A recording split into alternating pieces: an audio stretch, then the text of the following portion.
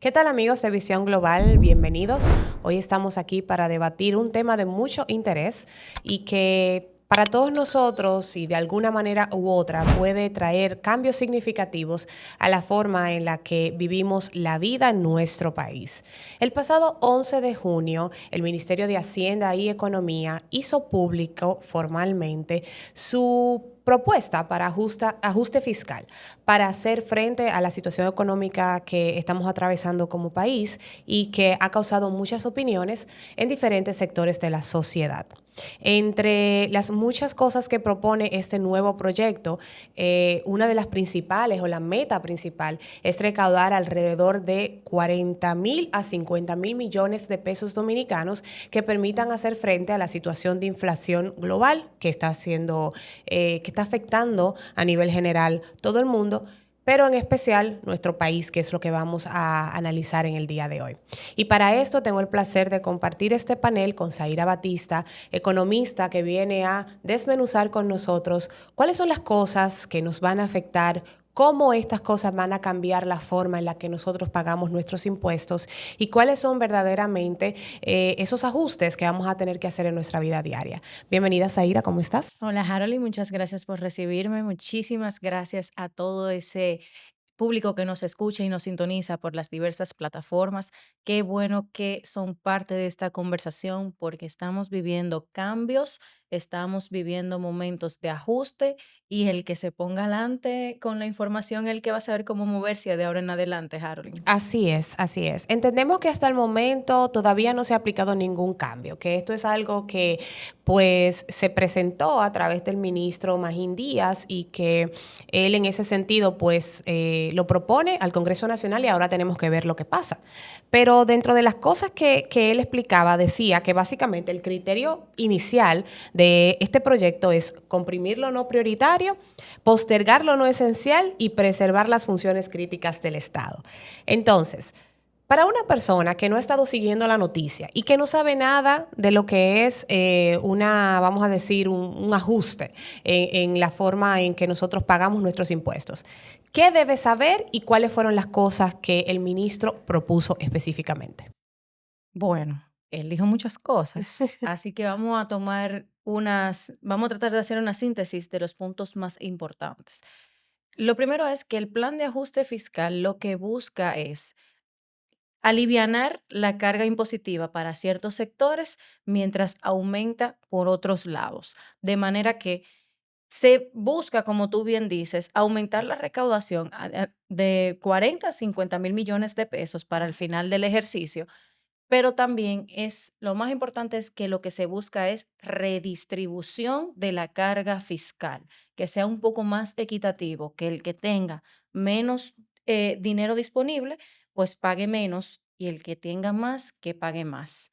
Dentro de su marco global, ellos lo dividieron en 5 ejes importantes, que fueron simplificación tributaria, apoyo a la clase media, procrecimiento y consolidación fiscal. Cada uno de estos ejes tienen un punto que va a estimular, es la palabra correcta, algún área de la economía.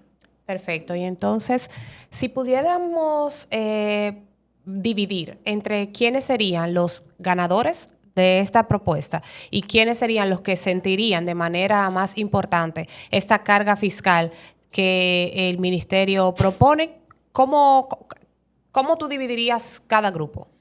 Mira, en el bloque de los ganadores tenemos de manera indudable 5 grupos. Tenemos a las microempresas y al sector agropecuario, ambos con propuestas de eliminación de anticipos y para el sector agropecuario en específico, la eliminación de los impuestos a los activos. Tenemos también a la clase media con la indexación, por fin, del impuesto sobre la renta y también con el aumento de los reembolsos en gastos educativos para las personas que tienen a sus hijos en educación privada. También tenemos, entre otros sectores, también tenemos el mercado inmobiliario con una reducida de un 25 a un 3% de la ganancia de capital Y finalmente tenemos un ganador que son las familias que están planificando el impuesto, las sucesiones, el impuesto sucesoral se está planificando que baje de un 25 a un 3% para las planificaciones en vida. Por otra parte, tenemos a el bloque que paga. No quiero poner perdedores, ningún tipo de esa connotación, porque todo va a depender del marco en el que tú lo veas. Pero a quienes le tocaría pagar un poquito más en esta nueva propuesta están las empresas grandes, a los grandes contribuyentes que aplican si facturan más de 1.000 millones de pesos anuales, disculpa. Y para ponerlo en contexto, esto solamente representa como el 0,8% del total de las empresas activas dominicanas, que por eso es que te comentaba al principio de que el esfuerzo es de redistribución de carga. Estas aproximadamente 1.000 empresas pasarían a pagar del 27% del impuesto sobre la renta al 30% por un tiempo limitado solamente de 3 años, que me parece bastante interesante esto, porque realmente el Ministerio de Hacienda lo está haciendo realmente bajo el contexto de que hay una desaceleración económica temporal por situaciones que van mucho más allá del control del Estado dominicano. Y dentro de reconocer esa atemporalidad, le está poniendo un tiempo de principio y un tiempo de fin. También dentro de este grupo podemos encontrar a las personas que son difíciles de fiscalizar, que son aquellos profesionales independientes que se les retiene en la fuente. Dígase, un plomero que va a hacer un trabajo en una empresa, pero no está formalizado, hay que retenerle el 10% de impuestos sobre la renta. ¿Quién hace eso? El empleador, el contratista, para Ujú. ponerlo de la manera correcta. Le retienen ese monto de impuestos sobre la renta de la factura y entonces quien lo contrata es el encargado de hacer ese pago a la DGI. También tenemos a los casinos, las empresas de cigarrillos electrónicos y demás que van a ver un aumento en su carga fiscal. Son muchas las aristas que propone el Ministerio de Hacienda, pero yo creo que también es muy importante para que no se me olvide, son las personas asalariadas que tienen salarios mayores a 400.000 pesos mensuales, que pasarían a pagar del 25 al 27% de impuestos sobre la renta. Y como a medida que yo vaya hablando, me voy a ir acordando de más cosas, porque Sí. realmente el plan está bastante extenso, está bastante completo, en mi opinión. Que yo entienda que todavía le faltan ciertas cositas, ciertos detalles, es otra cosa, pero esta propuesta inicial la siento bastante equilibrada para un momento finito de redistribución de carga fiscal.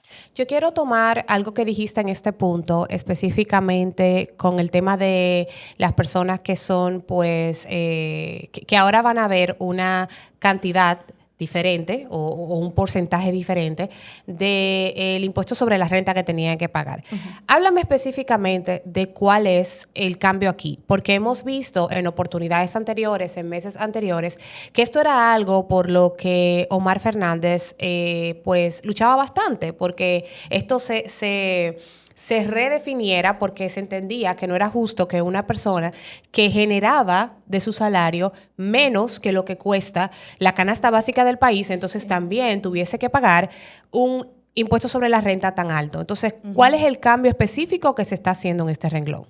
Esa parte de la indexación del impuesto sobre la renta a los asalariados ha sido una medida que tenemos muchos años solicitando como nación. Diferentes funcionarios en diferentes momentos del tiempo lo han pedido. Incluso según nuestra legislación, anualmente se debe ajustar dado la tasa de la inflación anual. Por fin se está dando esta medida. El primer escalón, cuando se comenzaba a pagar el impuesto sobre la renta, era de 34.685 pesos después de descuentos de seguridad social. Ahora se aumentó ese límite desde esos 34.000 pesos a aproximadamente 39.900 pesos después de descuentos de seguridad social. Dígase que usted empieza a trabajar a pagar impuestos sobre la renta una vez usted excede aproximadamente los 40.000 pesos netos mensuales. Eso Aunque sí era una medida que estábamos pidiendo de hace mucho tiempo, yo tengo ciertas anotaciones. Primero se queda un ajuste de todos esos años acumulados en el que eso nunca pasó. Y dos, apenas esos 39,000 pesos apenas van a cubrir la canasta básica. Ahí no tenemos ni transporte, ni Servicios. servicios, nada, nada, nada. No tenemos renta. Entonces, quedan cosas que pulir dentro de esa parte, pero por ahora lo principal es que cada dominicano que gane aproximadamente ese monto va a tener un poquito de dinero más en su bolsillo. Excelente. Entonces también quiero tomar una anotación en relación a lo que hablabas sobre esas personas difíciles de fiscalizar. Ujú. ¿Por qué? Porque vemos que en nuestro país hay un gran auge de emprendedores y sabemos que muchas veces esos emprendedores, sin ánimos de criticar la calidad de grandes empresas que llevan muchos años y son conocidas en un mercado de hacer su trabajo. Pero sabemos que a veces uno tiene una pequeña empresa o contrata una pequeña empresa para trabajar algo en casa de manera personal. Ujú. Y al momento de facturarlo, pues hay ciertos beneficios. Si no es que el servicio con ese emprendedor es un poquito más económico, también está el hecho de que no estamos de acuerdo con la informalidad, Ujú. pero sabemos que si ese, pues, vamos a decir, contratista no está formalizado, pues como empresa se tiene la opción de retener el impuesto. Correcto. Ahora bien, con este impuesto que las empresas que contratan a esos trabajadores independientes van a tener que asumir, ¿tú no consideras, Aira, que esto pudiese impactar en esa decisión de irse por empresarios o emprendedores independientes en lugar de empresas establecidas? ¿Por qué? Porque primero yo como empresa voy a tener que pagar Sí. más del ITEVIS que ya me toca por la factura. Y segundo, ese contratista independiente, entonces también va a devengar menos dinero. El total que a él se le va a pagar ya va a ser menos porque yo le estoy quitando Ujú. ese impuesto que le tengo que retener. Ujú. Entonces, ¿tú no crees que esto pudiese crear roces o situaciones en ese sentido? Lo que pasa es que la teoría económica explica eso transparente, directo y al grano. Todo aumento de los costes de producción, quien lo termina pagando es el cliente final. Si aumentan los impuestos y yo tengo mis servicios y mi estructura de costos como una emprendedora independiente, que mis servicios a mí me tienen que entrar, por ejemplo, yo tengo que facturar 15,000 pesos netos al mes por cada factura, por cada factura. Si me aumentan los impuestos, yo lo que voy a hacer es que voy a aumentar el costo para que cuando me deduzcan los impuestos que me tienen que deducir, yo me siga quedando con mis 15,000 pesos. Eso es lo que va a pasar inevitablemente. Por esa arista vamos a ver un aumento de precios. Por eso también todo esto hay que verlo también desde arriba. También se están haciendo esfuerzos desde el del Ministerio de Hacienda, tanto como de la Dirección General de Impuestos Internos, para empujar a la población a que se siga formalizando, al punto de que tal vez en unos meses ya esa opción no sea tan beneficiosa como realmente introducirme al mercado formal, realmente estar inscrito con mi RNC, realmente estar debajo de las directrices de la Dirección General de Impuestos Internos con mi programa ya, mi empresa formalizada. Entonces, todo eso es un paquete englobado que ellos también están trabajando. Entiendo. Entonces, hablemos específicamente ya de un caso de, pues, las empresas que están, Ujú. pues, bajo la sábana o la cortina de todo esto que trae este nuevo proyecto. Hablemos de las medianas empresas. Si yo, Ajá. como mediana empresa, que tengo de 15 a 30 empleados, por ejemplo, ¿cuáles son las cosas a las que tengo que tomarle importancia, con las que tengo que prestar atención en esta semana? Y en este mismo contexto, háblame de la amnistía que se está proponiendo a través de este proyecto también. Para las pequeñas y medianas empresas, hay una oportunidad muy interesante, tanto como tú mencionas, con la amnistía como la ampliación del sistema simplificado de tributación. Si usted factura entre cero y ahora extendido 15 millones de pesos, usted aplica para ser parte del sistema RCT, donde efectivamente simplifica mucho su trabajo contable y de presentación de impuestos. Que yo recomiendo, tenga su llamada con su contador, no al final de esta semana, mañana. Desde que usted ve este video, mañana llame a su contador y organícese y mire a ver si usted aplica para esta ampliación del sistema simplificado de tributación. Y con la amnistía, digo exactamente lo mismo. Hay muchos colegas que tienen diferentes posturas frente a la amnistía, porque la amnistía básicamente lo que hace es, si tú tienes deudas tributarias, te da cierta flexibilidad para tumbarte esos intereses y esos recargos, para que el empresario se ponga al día con la DGI. Hay muchas personas que lo ven como que están facilitando el incumplimiento. Sin embargo, yo lo veo con el marco, entiendo que es un marco correcto, que es entender que no siempre los negocios tienen un flujo de caja Claro, constante que les permita poder enfrentar sus compromisos tributarios. Y en esa bola de nieve, en 2 o 3 días, quiebra un negocio, claro. quiebra un negocio. Entonces, frente a estas facilidades, estas ventanas de oportunidad que está dando la DGI, hay que estar muy atentos a qué va a ser la decisión del Congreso. Si es aprobado todo esto y usted aplica para alguna de estas facilidades, llame a su contador y verifique cuál es el proceso que tiene que seguir porque le va a servir de bastante. Perfecto. Hay un concepto también dentro de este plan que es la percepción del ITEVIS en aduanas. Y está Pero buena. en aduanas ya uno pagaba impuestos por las importaciones. Esa está Entonces, buena. ¿qué es realmente lo que cambia en este sentido? Así mismo como te decía, que por un lado el Estado está dando facilidades, por otra está quitando. Hay un concepto que es diferenciador cuando hablamos de los pagos de aduana. Cuando un importador dice, voy a traer 30,000 teléfonos por adelantado, va a tener que pagar una parte del ITEVIS de las ventas de esos 30,000 celulares. No es solamente los aranceles y el ITEVIS que va a tener que pagar por la compra, sino va a ser un mecanismo que va a implementar la DGI para eliminar la evasión fiscal y te van a cobrar un porcentaje del ITEVIS facturado de ventas desde aduanas. Y entonces, Esa es un poquito y compleja. entonces quiero entender, si luego de esa mercancía por la que ya yo voy a tener que pagar una cantidad de ITEVIS por adelantado, al final, vamos a decir, del año, cuando yo también tenga que pagar mis impuestos, yo voy a tener que pagar entonces doblemente lo que se generó a través de esas ventas. No va a ser doblemente, te lo van a dar como un crédito. Ok. Recuerda que el ITEVIS, a medida que tú vas vendiendo y Ujú. vas comprando, tú vas compensando. Hay un Perfecto, rejuego mes a mes con el ITEVIS. perfecto. En este caso, lo que ellos te están proponiendo es, yo te lo voy a cobrar por adelantado y te lo voy a poner como un saldo a favor. A medida que tú vayas realmente vendiendo todas esas unidades, Se va tú deduciendo. exactamente. Ok. ¿Qué pasa con esto?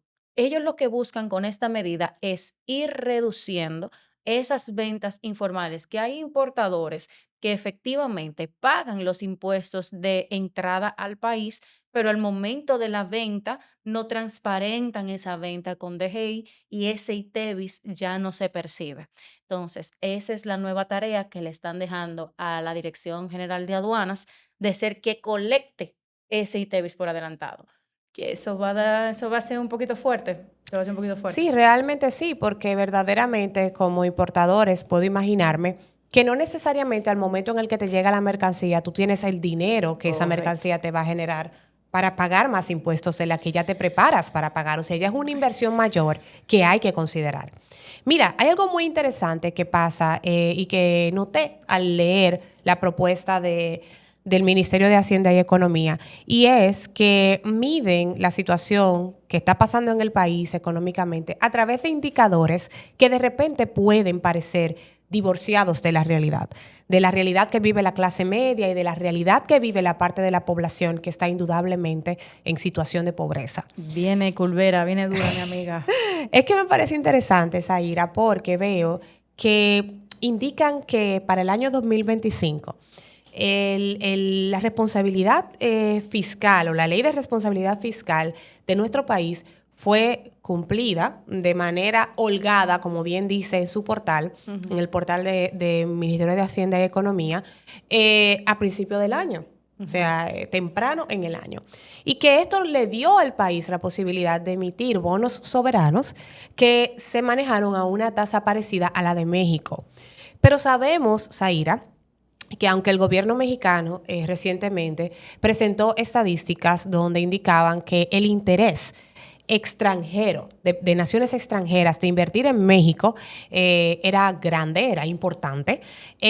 Sabemos que ese indicador de macroeconomía no necesariamente refleja la situación que está viviendo México como país, porque ahora mismo México puede estar teniendo ese indicador en un alto nivel, pero al mismo tiempo está enfrentando una situación de desigualdad, de pobreza, de incapacidad de acceso a las necesidades públicas importantes.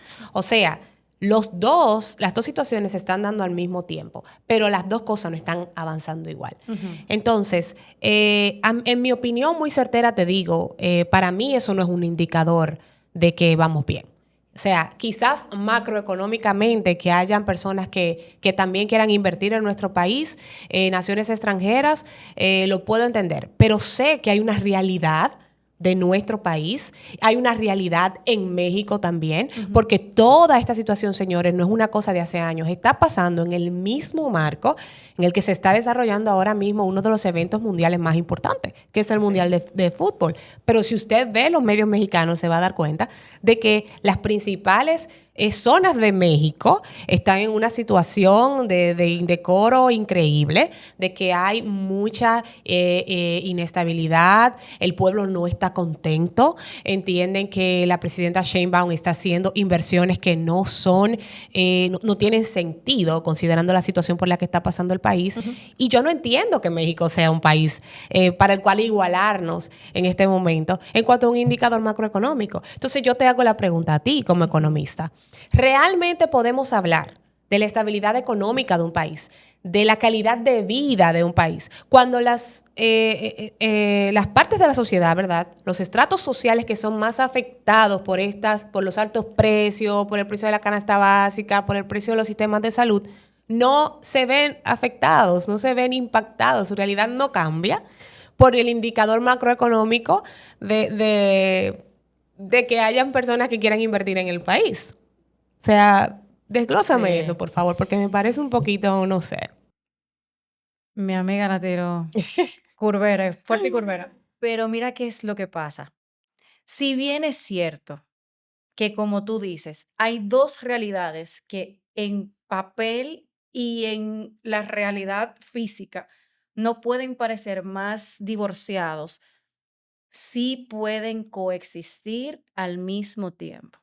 El indicador que tú mencionas, lo que mide es qué tan atractivos nosotros somos para el mercado internacional para recibir inversiones. Y en ese contexto solamente se involucran de manera activa tres partes: el Estado, las calificadoras de riesgo y las entidades que tal vez estén interesadas en invertir en nuestro país. Esa parte macroeconómica realmente no toca la vida de la persona promedio. Y asimismo, como pasa en México, donde si tienen unas muy buenas calificaciones de riesgo y mira cómo la parte social, la parte de la mayoría, no refleja tal vez esos números, asimismo pasa aquí. ¿Qué pasa?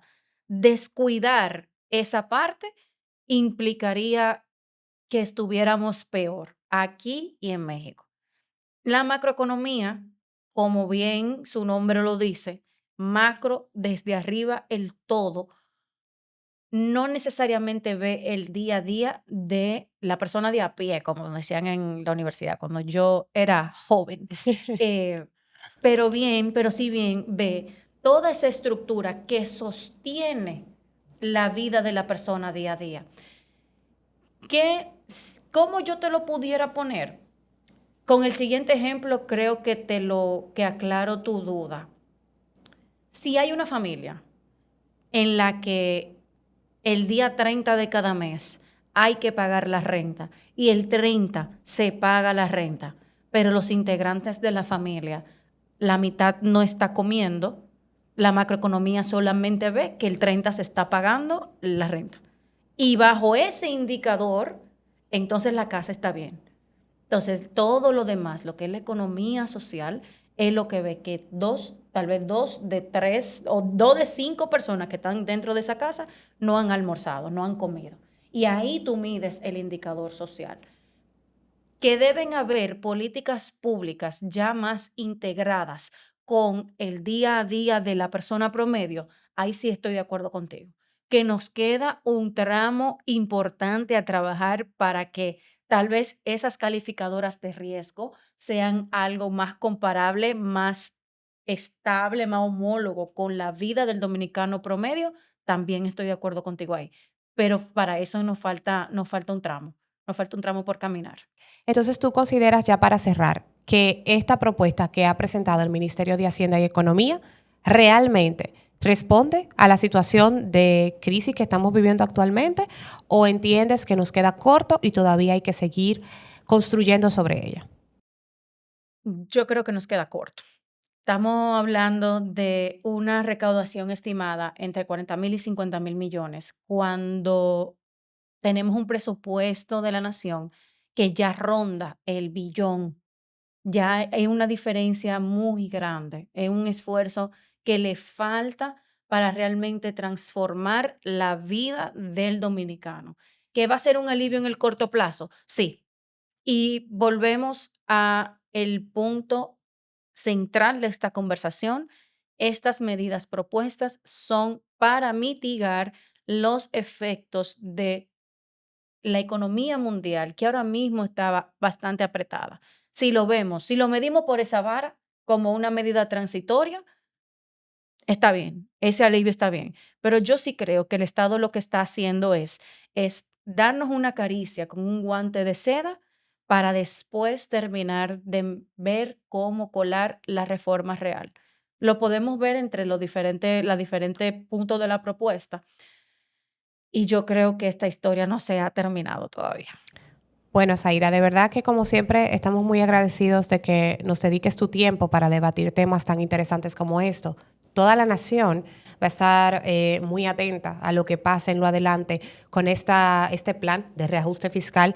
Esperemos tener un desenlace que sea un poquito más esperanzador que ese que tú prevés, pero definitivamente al final del día lo que buscamos es entender lo que nos toca como ciudadanos, las cosas que van a cambiar y de repente también dónde está nuestra responsabilidad de comunicar las cosas con las que no estamos de acuerdo. Así que definitivamente nos vamos a encontrar en este sentido más adelante, luego de que veamos el desenlace de esta propuesta. Gracias, Zaira. Gracias a ustedes.